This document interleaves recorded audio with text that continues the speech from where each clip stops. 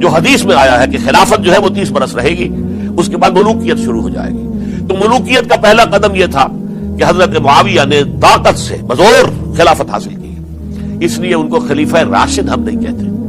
البتہ یہ ضرور ہے کہ ان کا دور بہت پرسکون دور تھا۔ البتہ جب 10 برس گزر گئے حضرت معاویہ کے دور حکومت کو، اب میں یہاں لفظ خلافت کی بجائے دور حکومت استعمال کر رہا ہوں، جو کہ خلافت راشدہ سے ذرا اس کا فرق واضح ہو جائے، تو اس وقت ایک اور صحابی، جلیل القدر صحابی مغیرہ ابن شعبہ رضی اللہ تعالی عنہ، وہ حضرت معاویہ کے پاس آئے اور انہوں نے یہ کہا کہ دیکھیے، اگر آپ نے اپنے بعد اپنا جانشین نامزد نہ کیا تو ہو سکتا ہے پھر فسادات پیدا ہو جائے، پھر مختلف لوگ خلافت کا دعویٰ لے کر کھڑے ہو جائیں، پھر خانہ جنگی ہو جائے۔ 5 برس کی خانہ جنگی میں 1 لاکھ سے زیادہ مسلمان شہید ہو چکے ہیں، قتل ہو چکے ہیں، ہلاک ہو چکے ہیں۔ اب دوبارہ وہی دور نہ آ جائے، لہذا آپ اپنا جانشین نامزد کر دیجئے۔ امیر معاویہ ریلیکٹنٹ تھے، لیکن انہوں نے دلائل دیے، دلائل مضبوط تھے۔ انہوں نے کہا کہ اب کبار صحابہ دنیا سے رخصت ہو چکے، وہ جماعت کہ جن کی تربیت اور تزکیہ، جن کی تعلیم حضور نے خود کی تھی اور ان کو اندر سے پاک کر دیا تھا، ان کی نیتیں بالکل پاک ہو چکی تھی، کوئی نفسانیت ان میں نہیں رہی تھی، وہ جماعت تو اکثر و بیشتر اب ختم ہو چکی، فوت پا چکے، وفات ہو چکی۔ لہذا اب جو ہے اکثر و بیشتر نو مسلم ہیں جو بعد کے فتوحات کے ذریعے سے اسلام لائے ہیں، لہذا ان کے اندر نہ وہ پختگی ہے، نہ ان کے اندر وہ تقویٰ ہے، نہ تدین ہے، نہ اصول پرستی ہے۔ اسلام کی پوری تعلیمات جو ہیں وہ ان کے وجود کے اندر، ان کے شعور کے اندر گہری اتری ہوئی نہیں ہے، لہذا اب صورتحال وہ نہیں رہ سکے گی جو حضرت ابو بکر یا حضرت عمر یا حضرت عثمان یا حضرت علی کے زمانے میں تھی، لہذا آپ نامزد کیجئے۔ یہ بھی بتا دوں کہ مغیرہ ابن شعبہ کون تھے رضی اللہ تعالیٰ عنہ۔ نمبر 1 یہ ہے کہ یہ اصحاب شجرہ میں شامل ہیں، جن 1400 یا 1800 افراد نے حضور سے بیعت کی تھی صلح حدیبیہ سے متصلا قبل، اس درخت کے نیچے بیٹھ کر جس کے بارے میں سورہ فتح میں فرمایا گیا کہ لقد رضی اللہ عن المؤمنین اذ یبایعونک تحت الشجرہ، اللہ ان تمام اہل ایمان سے راضی ہو گیا جو اے نبی صلی اللہ علیہ وسلم آپ کے دست مبارک پر بیعت کر رہے تھے اس درخت کے نیچے، ان میں سے موجود، ان میں یہ مغیرہ ابن شعبہ ہے۔ پھر مغیرہ ابن شعبہ وہ ہے کہ حضرت علی اور امیر معاویہ ان کے درمیان جو خانہ جنگی ہوئی اس میں ہمیشہ حضرت علی کے ساتھ رہے، حضرت علی کے ہی وہ سپورٹر تھے، ان کے ساتھ تھے۔ اس پہلو سے اچھی طرح سمجھ لیجئے کہ یہ نہیں ہے کہ وہ در حقیقت کو پہلے سے وہ امیر معاویہ کے ساتھی تھے، نہیں، لیکن اب جو صورتحال وہ دیکھ رہے تھے، جہاں دیدہ انسان تھے، بہت بڑے سیاستدان تھے، جانتے تھے حالات کو، حالات کے نظر پر ان کا ہاتھ تھا، لہذا انہوں نے یہ مشورہ دیا اور پھر امیر معاویہ نے اس مشورے کو قبول کر لیا اور یزید کی ولی عہدی کا اعلان کر دیا۔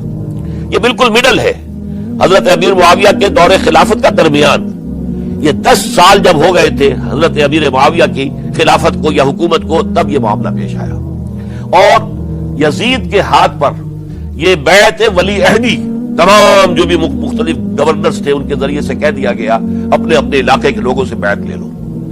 یہ بیعت عام طور پر لوگوں نے کر لی ہے، البتہ 5 شخصیتیں جو بہت نمایاں تھیں انہوں نے اس بیعت سے انکار کیا۔ ان میں کون تھے ذرا نوٹ کیجئے۔ حضرت ابو بکر فوت ہو چکے، ان کے بیٹے عبد الرحمن ابن ابی بکر۔ حضرت عمر فوت ہو چکے، ان کے بیٹے عبداللہ ابن عمر۔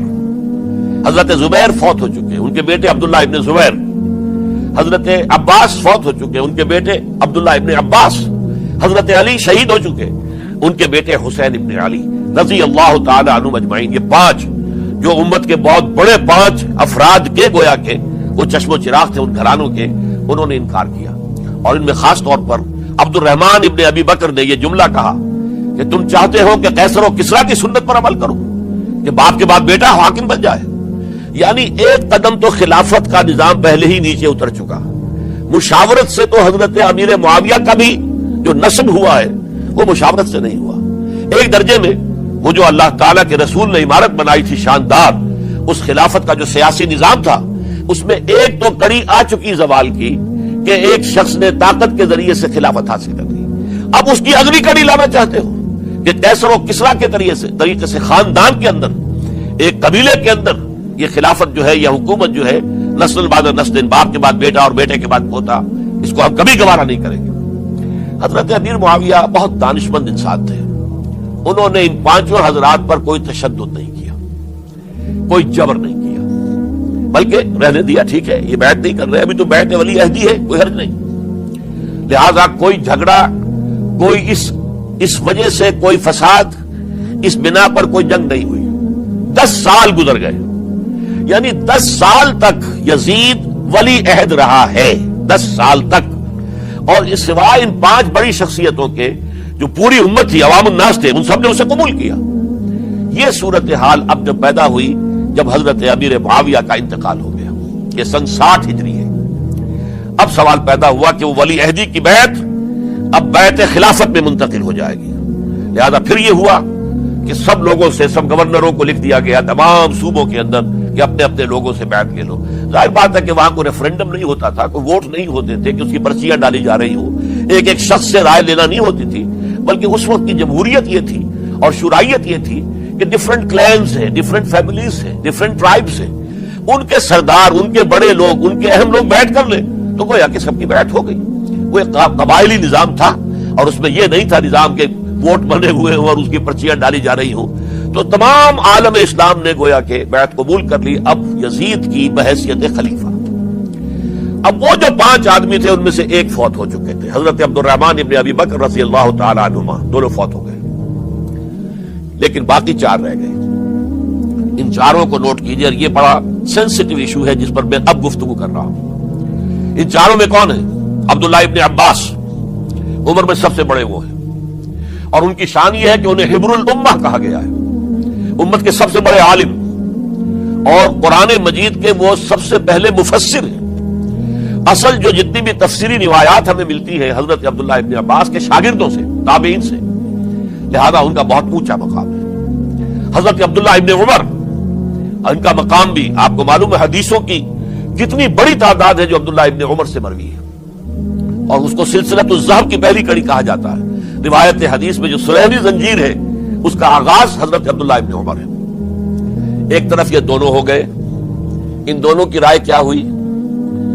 اگرچہ کام غلط ہوا ہے، یہ اس طریقے سے قیصر و کسریٰ کی روایت پر عمل کرنا غلط ہے، لیکن یہ اتنی بڑی غلطی نہیں ہے کہ اس کی وجہ سے باہمی جنگ و جدال ہو، خونریزی ہو، ایک دوسرے کی گردنیں کاٹی جائیں اور فتنہ و فساد پیدا کر دیا جائے۔